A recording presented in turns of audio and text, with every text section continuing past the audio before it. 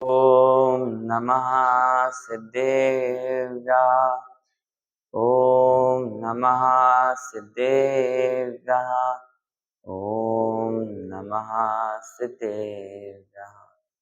नमो अरहन्ताणं नमो सिद्धाणं नमो आयर्याणं नमो अध्यायाणं नमो लोये सहस्राहुतं तज्जयति परम ज्योति समं समस्तेऽनन्तपर्यायै दर्पणतलेव शकला प्रतिफलति पदार्थमालिका यत्। आज के हमारे इस प्रवचन का विषय आत्मा का लक्षण, आत्मा की पहचान, आत्मा का स्वरूप, इस पर है। हम जानेंगे कि आत्मा जो है, आत्मा अर्थात जो मैं हूं, मेरी पहचान क्या है ना। दुनिया में हम देखते हैं कि अन्य अन्य दर्शनों में आत्मा का विभिन्न विभिन्न प्रकार से स्वरूप कहा गया है, और वह उस दृष्टि से हम देखेंगे तो हम आत्मा को कहीं अलग अलग जगह पर देखेंगे, लेकिन यहाँ पे हम अभी देखेंगे कि मेरा स्वरूप क्या है। हम अनादिकाल से, जब हम धार्मिक दृष्टि से बात करेंगे तो अनादिकाल से हम बहुत से कार्य करते हैं ना काम, लेकिन उसमें हम किसके लिए कर रहे हैं। अब ऐसे दुनियादारी में भी, लौकिक जीवन में भी हम काम करते जाते हैं, लेकिन पता नहीं रहता कि हम किसके लिए काम कर रहे हैं ना। तो क्या है कि हम हमारा प्रयोजन सुख की प्राप्ति करना है ना, तो सुख की प्राप्ति हमें करनी है, लेकिन जो मैं हूं बोला ना, हमें करनी है। तो पहले हमारी पहचान हमें होना आवश्यक है कि मैं कौन हूं, है ना। तो उसके लिए मैं आत्मा हूं। अब आत्मा का स्वरूप कैसा है, आत्मा को हम कैसे जाने, उसके लिए यहाँ पे आत्मा का लक्षण आचार्य अमृतचंद्र देव ने पुरुषार्थ सिद्धियोपाय के 9वें श्लोक में बताया है, और आचार्य देव ने ग्रंथ का प्रारंभ यहाँ से किया है। एक चरणानियों का ग्रंथ है पुरुषार्थ सिद्धियोपाय, जिसमें अनुव्रत, गुणव्रत, शिक्षाव्रत आदि की, उनके अतिचारों की चर्चा की है। लेकिन आचार्य देव ने कहा इतना सब करने के पहले हम ये जान लें कि मैं कौन हूं। इसलिए सबसे पहले बता दिया कि आत्मा कैसा है, उसके बाद फिर सब बातें बताएंगे। उसके बाद तुम पहले स्वयं को जान लो, फिर आगे की चर्चा हम बाद में करेंगे। और ये ग्रंथ का प्रारंभ भी 9वें श्लोक से हुआ है। इसके पहले आचार्य देव ने भूमिका बनाई है, लोगों को ग्रंथ पढ़ना है तो कैसे पढ़ें उसके बारे में बताया। इसके बाद आत्मा के स्वरूप को बताते हुए आचार्य देव ने ग्रंथ का प्रारंभ किया है। पुरुषार्थ सिद्धियोपाय अमृतचंद्राचार्य ने लिखा, और इसकी टीका पंडित टोडरमल जी ने की। किसने की? पंडित टोडरमल जी ने की। इन दोनों ही का, पंडित जी का और आचार्य देव का, हमारे जीवन में और गुरुदेव श्री से जो हम सीखते हैं, तो मुख्य रूप से गुरुदेव श्री यदि कुंद आचार्य को पढ़ पाए और कुंद आचार्य को समझ पाए, तो इन दोनों के थ्रू बहुत क्लियर तरीके से उन्होंने समझा। और उन्होंने नहीं, जो यदि डायरेक्ट यदि कुंद आचार्य को हमें पढ़ना है, और कुंद आचार्य को पढ़ के, और फिर जो होता है ना कि उसमें बोला छल ग्रहण मत करना, जैसे कोई छल ग्रहण कभी कर लेते हैं, लेकिन जो पंडित जी को और आचार्य देव को पढ़कर, उनको समझकर फिर पढ़ेंगे, तो वह निश्चित ही अपना आत्म कल्याण कर सकते हैं। चलिए, अब हम इस श्लोक के माध्यम से अब पुरुष का स्वरूप प्रारंभ करते हैं। इसमें पीछे इस पीपीटी में भी पहले सेकंड नंबर के पेज में श्लोक दिया है। अस्ति पुरश्चिदात्मा विवर्जिता स्पर्श गंध रस वर्णैः गुणपर्यय संवेता समाहिता समुदय व्यय द्रव्यैः। अस्ति पुरश्चिदात्मा, कि पुरुष कैसा है? चिदात्मा, चैतन्य आत्मा है। अभी आत्मा की बात चल रही थी, अब आत्मा को यहाँ पे पुरुष कह दिया। और हम क्या समझते हैं कि आत्मा तो स्त्री, ना स्त्री है ना पुरुष है ना, रंग रूप से, लिंग आदि से सबसे पार है, और फिर यहाँ पुरुष कह रहे हैं, ये पक्षपात हो गया ना। ऐसे में फिर आचार्य देव की बात स्त्रियां तो सुनेंगी नहीं, तो बोलते हैं कि अब पुरुष क्या है, तो पुरुष की भी यहाँ पे पुरुष शब्द का बहुत ही अच्छा अर्थ किया है पंडित जी ने, उसको भी हम देखेंगे। अब इसका सामान्य अर्थ समझते हैं। सेकंड नंबर उसके बाद वाले में उसका अर्थ भी दिया है कि पुरुष कैसा है, चैतन्य आत्मा है। पुरुष अर्थात आत्मा कैसा है, चेतनता वाला है, चैतन्य आत्मा वही पुरुष है। और कैसा है, विवर्जिता मतलब कि रहित है। किससे रहित है, स्पर्श गंध रस वर्ण नहीं। इसमें स्पर्श से, रस से, गंध से और वर्ण से, ये जो पुद्गल के लक्षण बताए जाते हैं, इन सब से कैसा है, आत्मा रहित है। और कैसा है, गुण पर्याय संवेता, गुण और पर्याय से सहित है ना। इसमें अनंत गुण हैं और अनंत गुणों की अनंत पर्याय हैं, उससे सहित है, आत्मा है। इसके बाद कैसा है, समुदय वय द्रव्य, कैसा है, उत्पाद व्यय और द्रव्य से सहित है।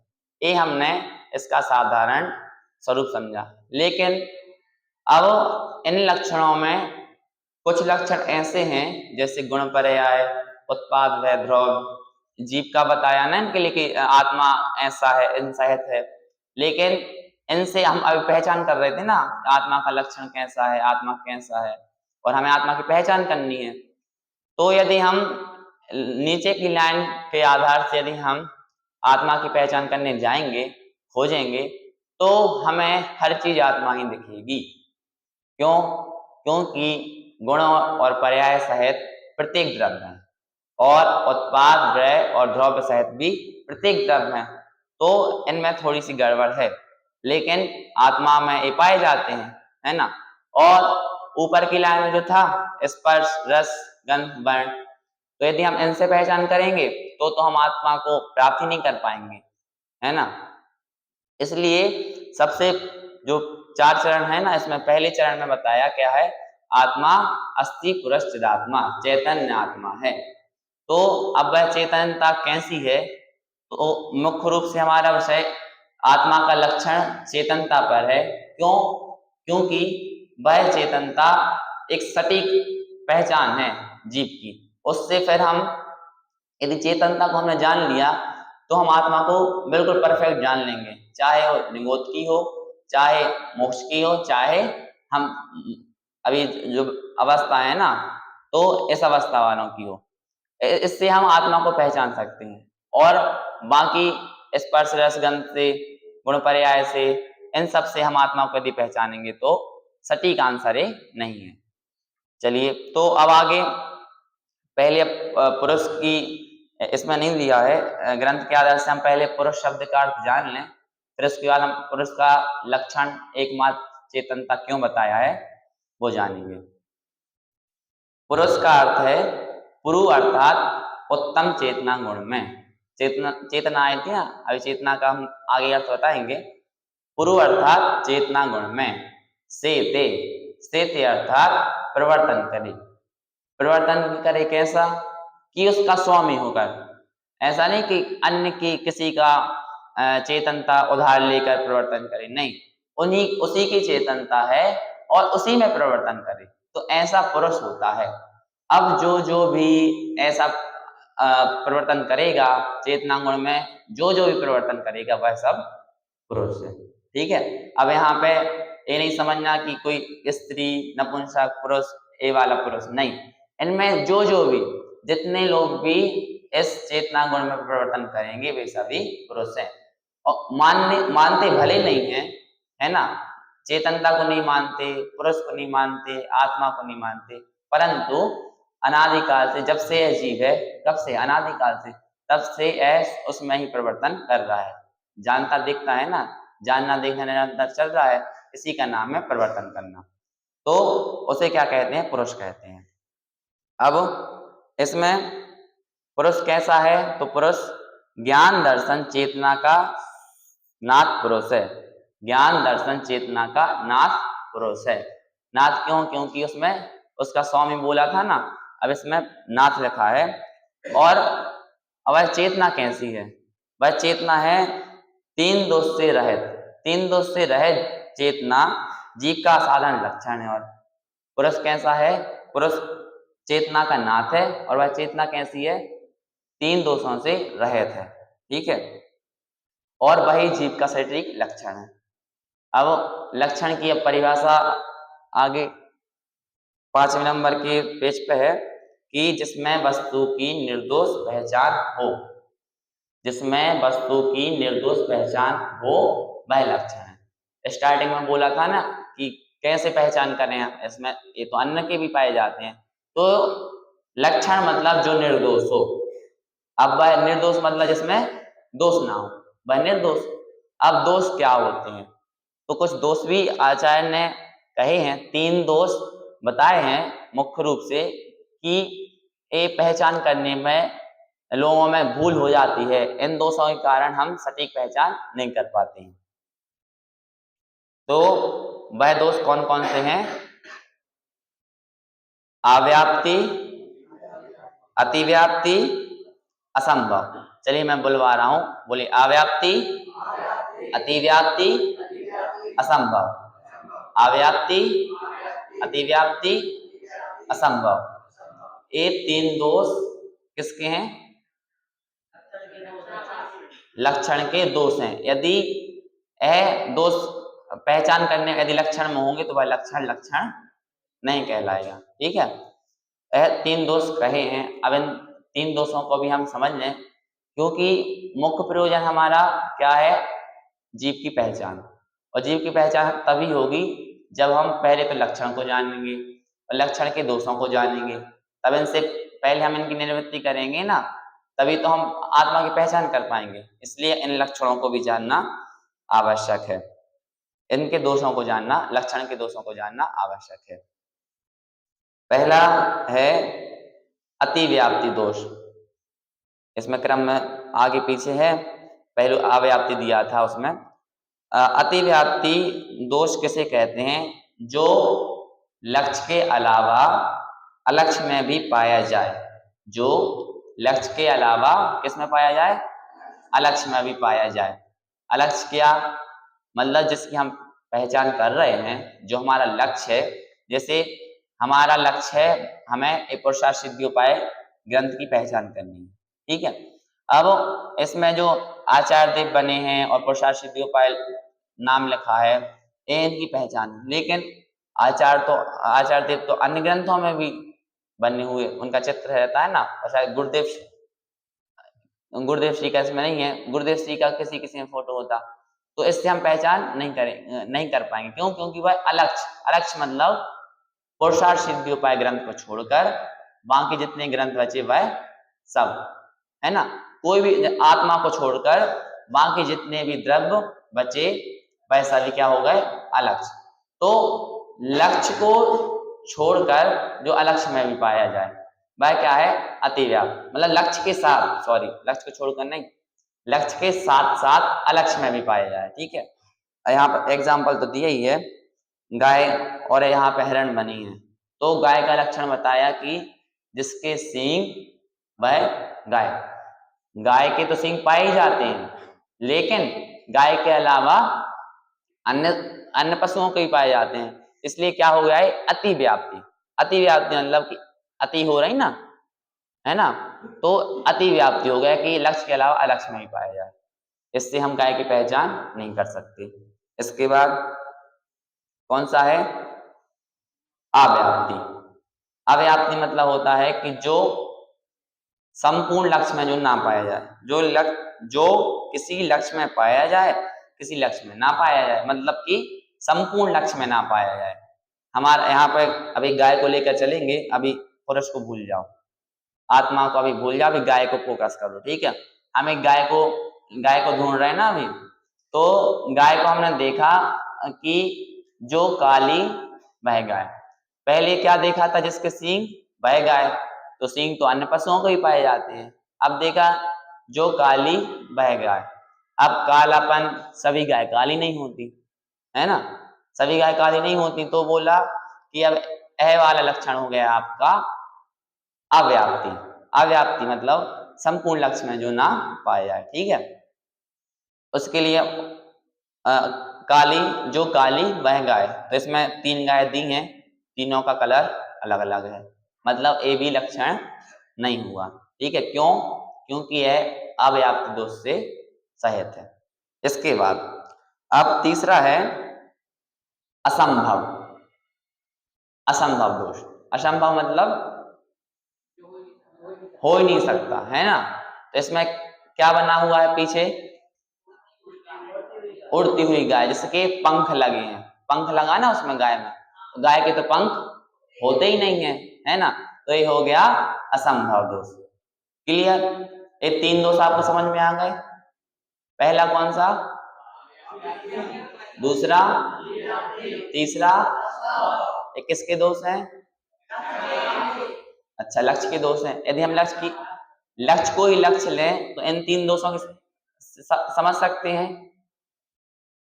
लक्ष्य को यदि हम लक्ष्य लें, लक्ष्य की पहचान करनी ना, तो यदि ये तीन दोष उस लक्ष्य में होंगे तो वो लक्ष्य हो कहलाएगा।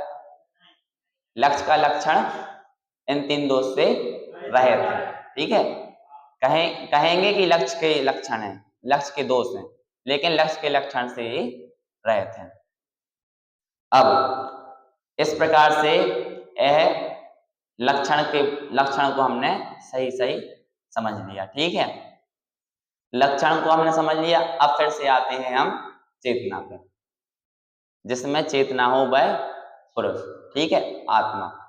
अब आत्मा के लिए इसलिए कहा है यहाँ पे जीव का लक्षण निर्दोष लक्षण, क्योंकि आत्मा में चेतनता पाई जाती है तो वह संपूर्ण आत्मा में पाई जाती है। ठीक है, चाहे वो निगोद में हो, चाहे मोक्ष में हो, चाहे मुझ में हो।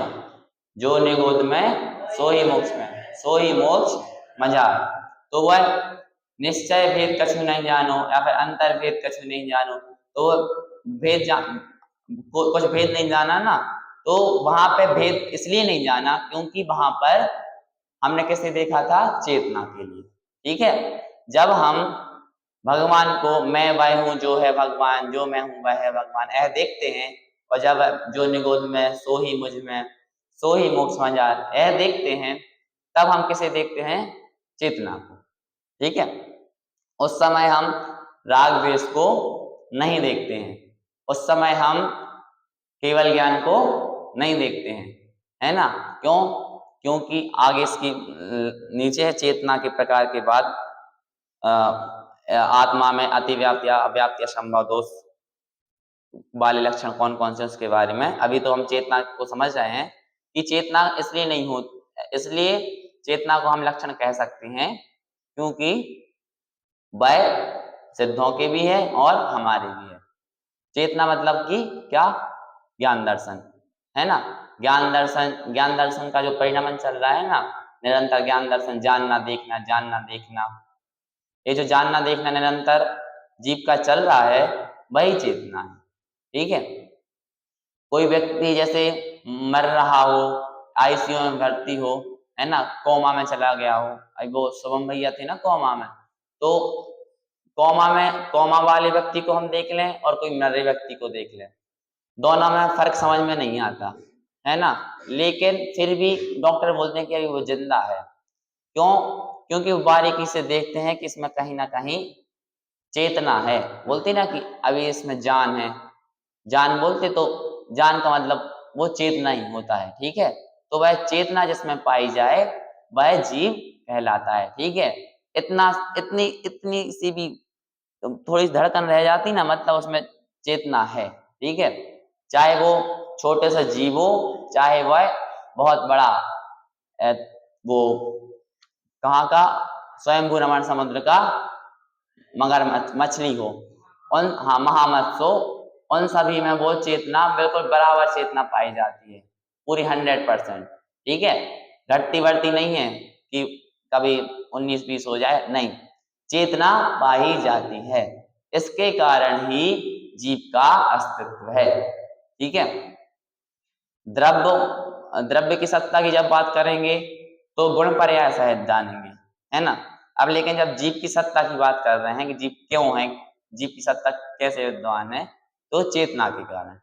ठीक है, गुण पर्याय से देखेंगे वो तो फिर द्रव्य में द्रव्य सामान्य में हम उसको जान लेंगे, लेकिन अभी जब आत्मा की सत्ता हमें जाननी है कि आत्मा अपना अस्तित्व कब तक कायम रखेगा, तो चेतना के कारण।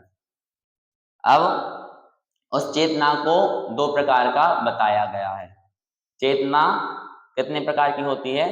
दो प्रकार की। ये जो ज्ञान दर्शन का परिणाम बोला था ना, ज्ञान दर्शन का परिणाम ज्ञान दर्शन वही चेतना है, तो वही ज्ञान दर्शन, ज्ञान चेतना और दर्शन चेतना, उसी के लिए शब्द दिए हैं। चेतना दो प्रकार की, एक ज्ञान चेतना और दर्शन चेतना। किसी जीवों के ज्ञान चेतना पाई जाती है, किसी के ऐसा नहीं है। सब जीवों के ज्ञान दर्शन चेतना दोनों ही पाई जाती है, जानते भी हैं देखते भी हैं। ठीक है, जान रहा हूं देख रहा हूं, किसके कारण? चेतना के कारण। ठीक है, तो वो चेतना पाई जाएगी। अब ज्ञान चेतना क्या, दर्शन चेतना क्या? तो ज्ञान चेतना मतलब कि पीछे आ रहा है, ज्ञान चेतना मतलब क्या लिखा है? जो पदार्थों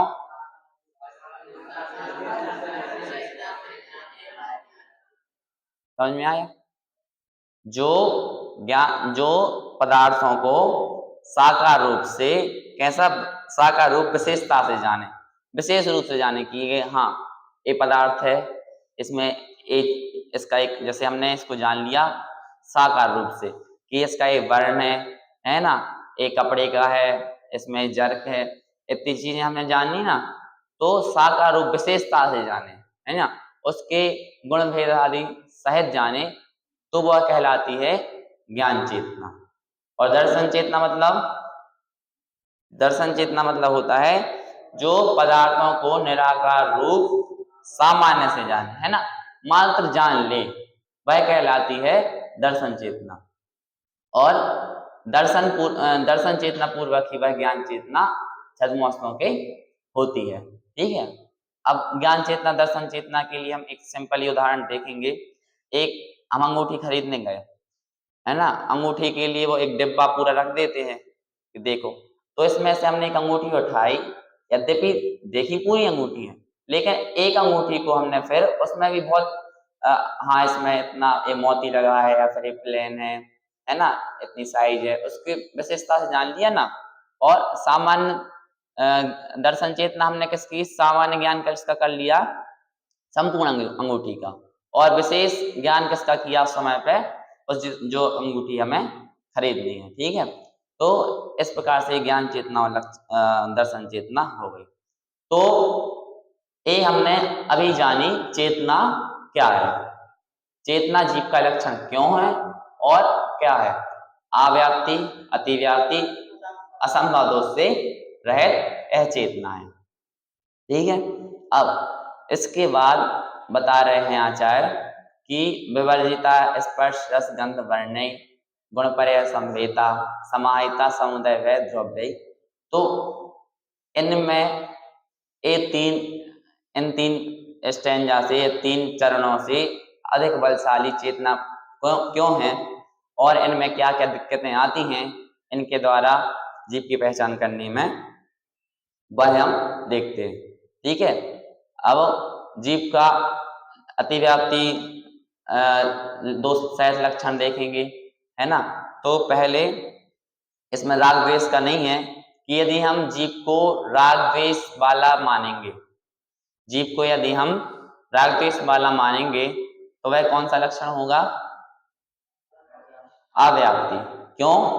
क्योंकि लक्ष्य के अलावा अलक्ष्य में नहीं पाया जाता है ना, लेकिन लक्ष्य में भी पूरे में नहीं पाया जाता। ठीक है, जीव के अलावा राग द्वेष, केवल में राग द्वेष होता है क्या?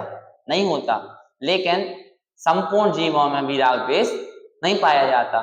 ठीक है, और इसका एक अपोजिट में भी उदाहरण दे दिया कि केवल ज्ञान वाला आत्मा, तो केवल ज्ञान भी सभी आत्मा में नहीं पाया जाता, है ना।